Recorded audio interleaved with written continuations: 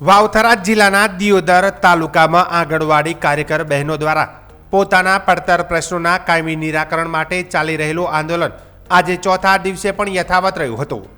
દિયોદર તાલુકા પંચાયત કચેરી ખાતે મોટી સંખ્યામાં એકત્રિત થયેલી કાર્યકર બહેનો દ્વારા ઉગ્ર દેખાવો કરવામાં આવ્યા હતા અને સરકાર વિરુદ્ધ નારા લગાવાયા હતા। કાર્યકર બહેનોનું કહેવું છે કે વર્ષોથી વેતન વધારો, માનદ ભથ્થામાં વધારો તેમજ અન્ય મૂળભૂત સુવિધાઓ જેવા પ્રશ્નો બાકી છે।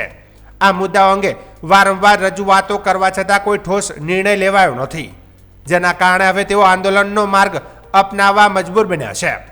આંગણવાડી કાર્યકરોએ સ્પષ્ટ ચેતવણી આપી હતી કે જો તાત્કાલિક તેમના પ્રશ્નોનું યોગ્ય નિરાકરણ નહીં આવે તો આવનાર દિવસોમાં ધારાસભ્યના કાર્યાલયનો ઘેરાવ કરવામાં આવશે અને આંદોલનને વધુ ઉગ્ર બનાવાશે। બહેનોએ આજે દિયોદર તાલુકા પંચાયત કચેરીના પ્રાંગણમાં ગરબે ઘૂમી સરકાર સામે અનોખો વિરોધ નોંધાવ્યો હતો। બહેનોએ સરકારને જગાડવા માટે આંદોલન ઉગ્ર બનાવ્યું હતું। કાર્યકર બહેનો હક મળ્યા વગર પાછા નહીં ફરોના સંકલ્પ સાથે મક્કમ રહી હતી અને સરકાર સમક્ષ વેતન વધારો તથા અન્ય પડતર પ્રશ્નોના કાયમી ઉકેલ માટે ફરી રજૂઆત કરી હતી। ચોથો દિવસ છે હડતાલનો અમારો, અને હવે અમારી માંગણીઓ સ્વીકારવામાં નહીં આવે તો અમે રણચંડી પણ બનીશું અને અમારા ધારાસભ્યના કાર્યાલયને પણ ઘેરાવો કરીશું અને અમારે જે કંઈ પણ કરવું પડે એ અમે કરવા તૈયાર છીએ।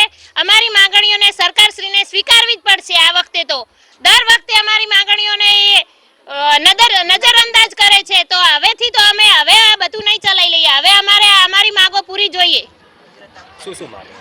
અમારે પહેલા તો હાઈકોર્ટનો આદેશ કર્યો, એ આદેશ પ્રમાણે અમને મહેનતાણું મળ્યું નથી હજી સુધી। વર્ગ 3-4 ના કર્મચારી જાહેર કરે, પછી ઓનલાઈન કામગીરી કરાવે તો ઓફલાઈન બંધ કરે સરકાર, અને એવીટી નું આવ્યું છે તો એવીટી બંધ કરે, કારણ કે એવીટીમાં બાળકોને પૂર્વ પ્રાથમિક શિક્ષણ આપી શકાતા નથી અને ટાઈમસર કશું જે થતું પ્રવૃત્તિ કોઈ કશું થતી નથી, એટલે એવીટી તો બંધ જ કરાવે। ચોથા દિવસથી અમે હડતાલ પર ઉતર્યા છીએ કે આજે આ જે ધારાસભ્યને ઘેરાવો કરવો પડે તો અમે કરીશું, અને 3 અને 4 ના અમને વર્ગમાં સમાવેશ કરે સરકારશ્રીને, એવી વિનંતી છે અમારી।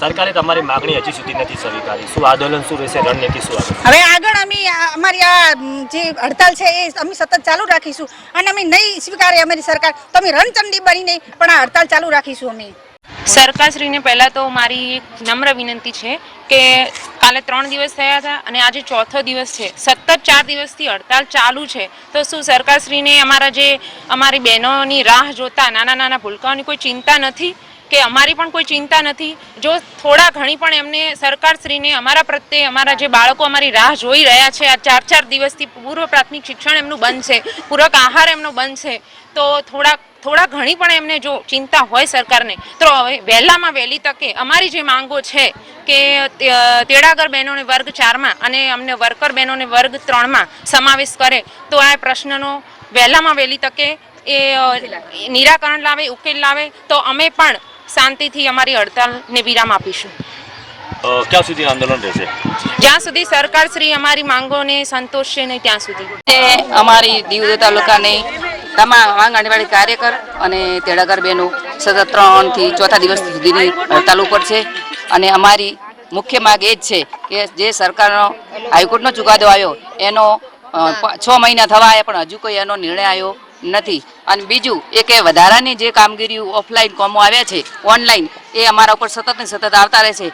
એના માટે અમે બાળકોને પૂર્વ પ્રાથમિક શિક્ષણ આપી શકતા નથી, અને જો સરકાર આનો નિવારો નહીં લાવે તો અમે આના વધારે આંદોલન સાથે, ઉગ્ર આંદોલન સાથે અમારી હડતાલ ચાલુ રાખશું।